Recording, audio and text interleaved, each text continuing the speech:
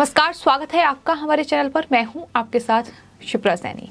उत्तर प्रदेश विधानसभा चुनावों में बीजेपी के हाथों मिली करारी शिकस्त के बाद अब तमाम विपक्षी पार्टियां ईवीएम का रोना रो रही हैं और इसी कड़ी में पश्चिम बंगाल की मुख्यमंत्री ममता बनर्जी ने तो ईवीएम की फॉरेंसिक जांच कराने की मांग कर डाली। लेकिन अब समाजवादी पार्टी के राष्ट्रीय अध्यक्ष अखिलेश यादव ने भी हार का ठीकरा ईवीएम पर फोड़ा है। जी हां, लगातार अखिलेश यादव इस तरीके से झूठ फैला रहे हैं और अब जो अखिलेश यादव की ओर से ट्वीट किया गया है उसमें अखिलेश यादव ने लिखा है कि ईवीएम बदले जाने को लेकर एक चुनाव अधिकारी की किसी से जो ऑडियो रिकॉर्डिंग सोशल मीडिया पर वायरल हो रही है, मैं मांग करूंगा सुप्रीम कोर्ट और राष्ट्रपति महोदय से कि उस पूरे मामले पर संज्ञान लिया जाए और सरकार संबंधित व्यक्ति को तुरंत संपूर्ण सुरक्षा दे। किसी एक व्यक्ति का जीवन हमारे लिए सरकार बनाने से ज्यादा अहम है। तो इस तरीके से ट्वीट किया गया है और जाहिर तौर पर ईवीएम मशीन में धांधली को लेकर ये आरोप अखिलेश यादव की ओर से लगाए गए हैं। हालांकि इस तरीके के आरोप हम पूरे चुनाव में देख चुके हैं। उत्तर प्रदेश में 7 चरणों में मतदान हुआ और 7 चरणों में समाजवादी पार्टी ने ईवीएम का रोना रोया। ईवीएम में धांधली, ईवीएम में गड़बड़ी का आरोप उन्होंने सीधे तौर पर लगाया और बीजेपी को लिए बैच और बीजेपी को इसके लिए जिम्मेदार ठहराया। लेकिन नतीजे जो सामने आए हैं वो अपने आप में ये बता रहे हैं कि ये नतीजे समाजवादी पार्टी को जवाब देने के लिए काफी है कि किस तरीके से ईवीएम को लेकर वो लगातार झूठ फैला रही हैं। क्योंकि चुनावों में समाजवादी पार्टी ने भी 100 से ज्यादा सीटें हासिल की हैं। तो ऐसे में बीजेपी का साफ तौर पर यह कहना है कि अगर ईवीएम में धांधली वो करती तो जाहिर तौर पर तमाम वो सीटें भी जीत सकती थी जहां समाजवादी पार्टी जीती है। तो ये जवाब अखिलेश यादव को लगातार दिया जा रहा है। लेकिन ये परंपरा इसे कह सकते हैं जो विपक्ष लगातार चलाता आया है कि अगर हार जाए तो ईवीएम को जिम्मेदार ठहराया जाए, बजाय कि हार का आकलन करने की कि आखिर हार किन वजहों से हुई है। और अखिलेश यादव का ये ट्वीट अपने आप में बता रहा है कि किस तरीके से एक झूठ का सहारा लेकर कहीं ना कहीं बीजेपी को घेरने की कोशिश की गई है। जिस ऑडियो रिकॉर्डिंग की बात अखिलेश यादव कर रहे हैं वो जाहिर तौर पर फर्जी है। आपको ये बता दें कि समाजवादी पार्टी ने 111 सीटों पर जीत हासिल की है।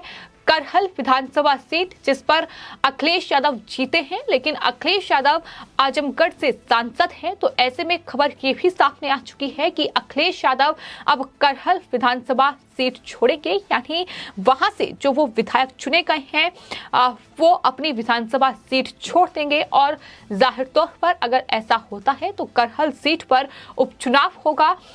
तो ये अखिलेश यादव के लिए यहाँ भी मुश्किल आ चुकी है क्योंकि उन्हें अब ये सीट छोड़नी पड़ेगी क्योंकि वो आजमगढ़ से सांसद है। तो फिलहाल ये तमाम विपक्षी दल, तमाम विपक्ष के नेता, फिर चाहे वो ममता बनर्जी हो या फिर संजय राउत हो, इसके अलावा अब अखिलेश यादव की ओर से भी ट्वीट किया गया है जिसपे उन्होंने एक कथित ईवीएम बदले जाने की चुनाव अधिकारी की ऑडियो रिकॉर्डिंग को लेकर ये ट्वीट किया है। हालांकि ये रिकॉर्डिंग जो है वो फर्जी है, ये साफ हो चुका है। लेकिन बावजूद इसके अखिलेश यादव हार की जिम्मेदारी लेने के बजाय, हार पर आकलन करने के बजाय कि आखिर कहां वो पीछे रह गए, अब ईवीएम को इसके लिए दोष दिया जा रहा है। और अनुराग ठाकुर से लेकर केशव प्रसाद मौर्य ट्वीट कर चुके हैं बीजेपी के नेता कि दरअसल 10 मार्च के बाद जब नतीजे सामने आएंगे तो यही विपक्ष ये कहेगा कि ईवीएम बेवफा है। और कहीं ना कहीं यही तस्वीरें देखने को मिल रही हैं क्योंकि हार के ठीक बाद जो अखिलेश यादव ने प्रेस कॉन्फ्रेंस की उसमें साफ तौर पर यह कहा कि ये जनादेश हम स्वीकार करते हैं।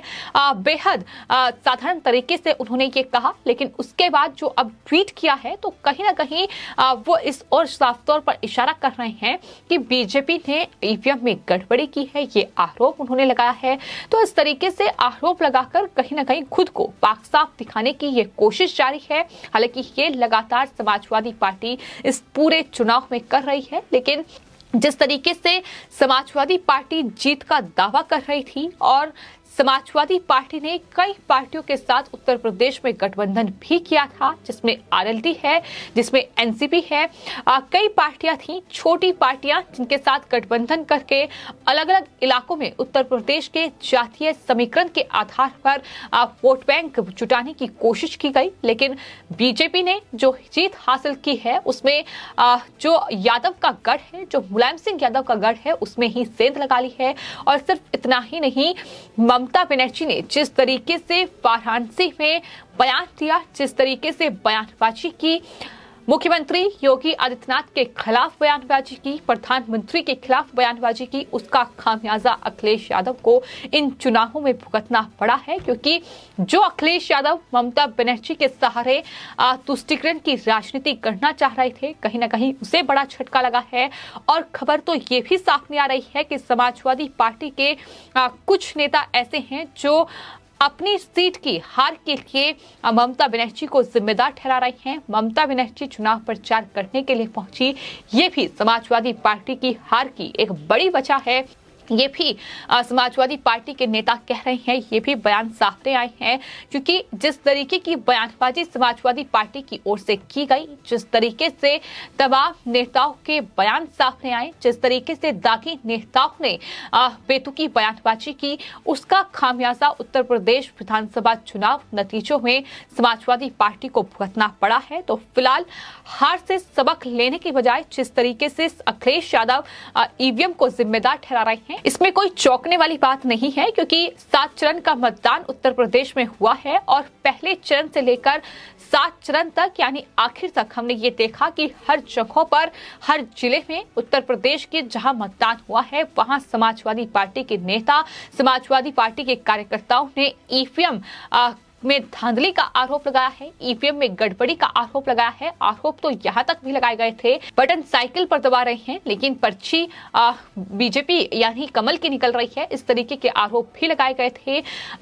लखीमपुर खीरी से लेकर तमाम जगहों पर चुनावों को प्रभावित करने की भी कोशिश की गई। कोशिश ये भी की गई कि कई कई घंटों तक मतदान रुका रहे ताकि वोटर्स वोट ना कर पाए। लेकिन इन तमाम चीजों से परे कहीं ना कहीं जनता ने जो मतदान किया, जनता ने जो वोट दिया, अब उसका नतीजा ये है कि बीजेपी ने प्रचंड बहुमत से एक बार फिर उत्तर प्रदेश में सरकार बनाई है और बहुमत से कई गुना ज्यादा सीटें बीजेपी लेकर आई है। और समाजवादी पार्टी अभी भी 111 सीटों पर सिमटी हुई है गठबंधन के साथ। तो ये अपने आप में दिखाता है कि किस तरीके से समाजवादी पार्टी को कहीं ना कहीं इस हार का आकलन जरूर करना चाहिए। लेकिन ईवीएम पर या ईवीएम को दोष देकर तो हार के लिए खुद की जिम्मेदारी ना मानकर ईवीएम को दोष देना, ये साफ तौर पर बताता है कि आखिर किस तरीके से समाजवादी पार्टी उत्तर प्रदेश में सियासत कर रही है, किस तरीके से ये तमाम विपक्षी दल जो कि 2024 में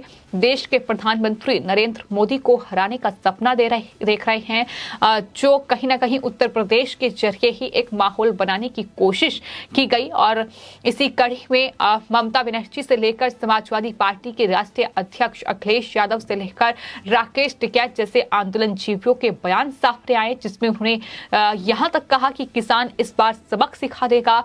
किस तरीके से बीजेपी जो है वो देश में तानाशाही कर रही है, इस तरीके के आरोप भी लगाए गए। तो आरोपों की कतार बहुत लंबी थी, लेकिन जनता ने जो मतदान किया है, जनता ने जो जवाब दिया है, अब कहीं ना कहीं वो जीत जो सीएम योगी आदित्यनाथ की हुई है, वो जीत जो बीजेपी की हुई है, कहीं ना कहीं समाजवादी पार्टी के नेता उस जीत को पचा नहीं पा रहे हैं और खासतौर पर अखिलेश यादव। और यही वजह है कि इस तरीके से हार का ठीकरा अब ईवीएम पर फोड़ा जा रहा है। तमाम फर्जी खबरों का सहारा लिया जा रहा है, फर्जी वीडियोस, फर्जी फोटोज का सहारा लिया जा रहा है और इस तरीके से खुद को पाक साफ दिखाने की कोशिश की जा रही है। फिलहाल आपकी इस पूरे मामले पर क्या राय है, हमें कॉमेंट बॉक्स में जरूर लिखें और चैनल को सब्सक्राइब करें। धन्यवाद।